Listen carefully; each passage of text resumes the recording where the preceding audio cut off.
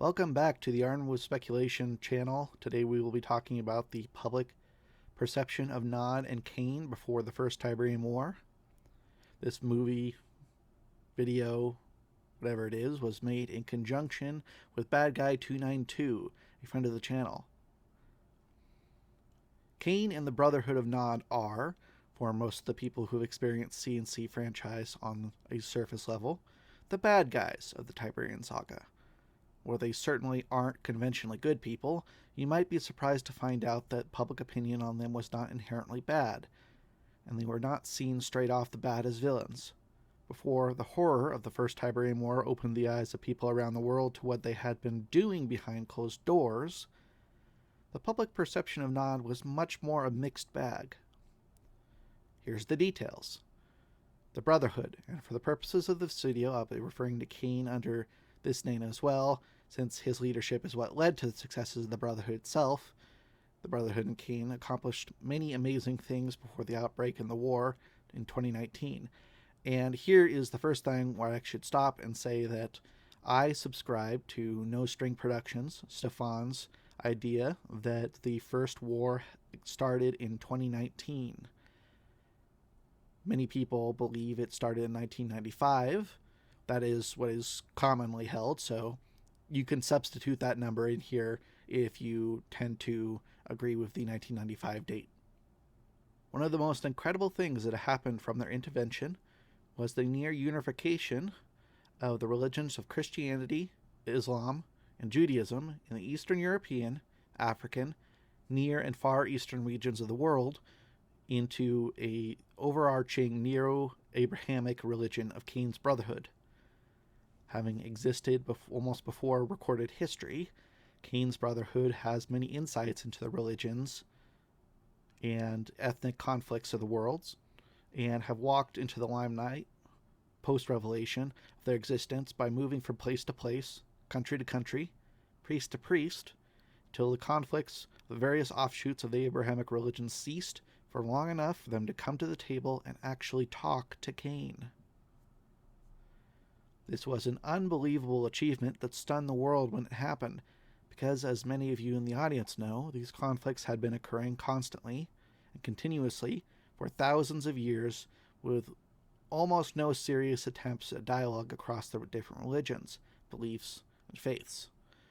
This was especially amazing as while Judaism has a strong messianic tradition, Christianity and to a larger extent Islam have already had their messiahs return, and faced with the rhetoric of a lesser man would never have entertained the possibility of a new prophet or messiah. These places, hotbeds of religious and ethnic not violence, sent representatives to a mighty ecumenical council in Egypt, where they spent many weeks debating with Kane on topics as wide-ranging as the legitimacy of each other's prophets and to as minute a topic of the use of filque in recitation and prayer. Out of this council came a unified religious state, a fusion of Jewish, Islamic, and Christian beliefs that, for the sake of this video, we'll call Canaanites. Or, to be funny, canines, like dogs. Or, generally, the followers of Kane and the members of the Brotherhood of Nod. If you believe in Kane's rhetoric, then he is indeed the Kane from the story of Cain and Abel, which would make him a person literally touched by the divine, and someone leading his own kingdom of people, of wanderers and believers. So it would make sense that he could achieve this in such a short time. In reality, however, this was a project decades in the making, set into motion likely even before the Second World War, with agents of Kane's theology interacting with people of these areas for decades, slowly shifting public opinion to the point where the council would have even been possible.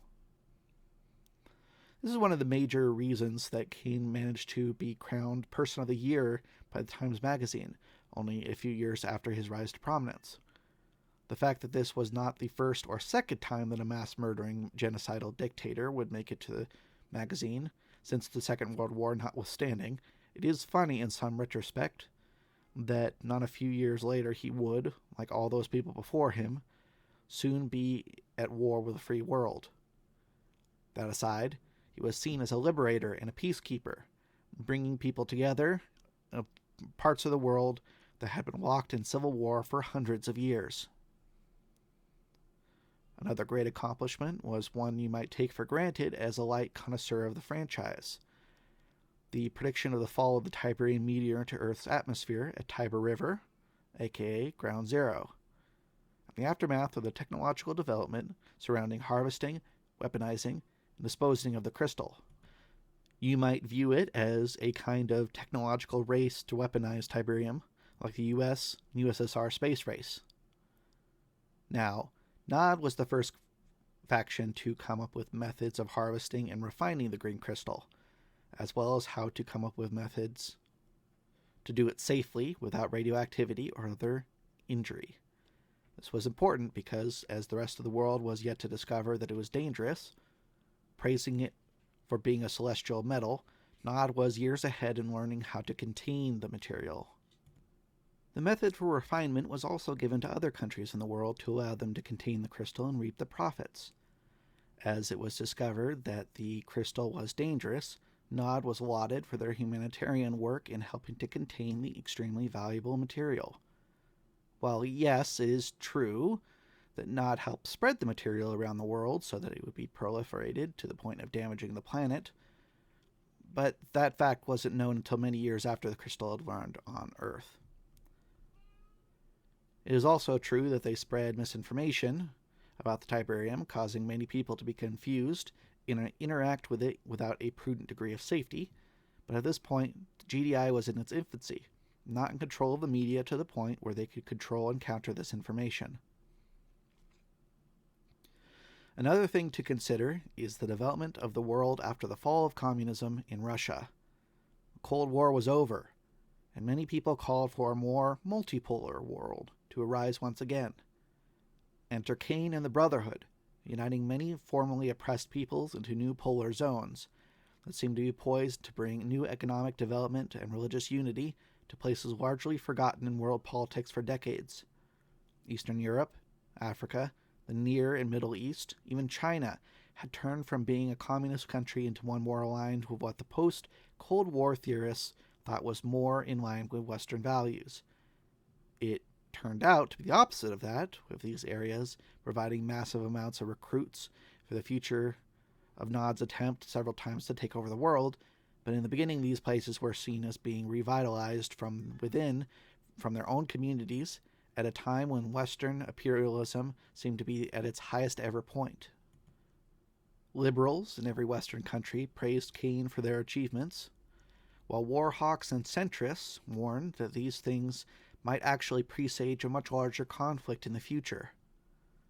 Even into the future, past the First War, many of the people in Western countries aligned with GDI maintained faith in Nod even after finding out all the bad things they had done for these reasons, allowing them to slip into places like Goddard Space Station and make several strikes without people noticing, even with the GDI companies suspending civil liberties to prevent Nod's extremist views.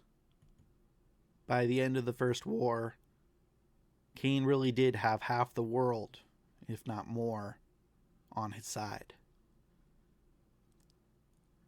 And until many of the real secrets came out, was viewed as a hero, bringing together people who had long since been written over as enemies till the end of time.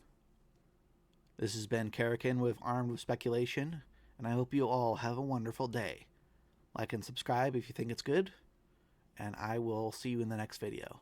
Goodbye.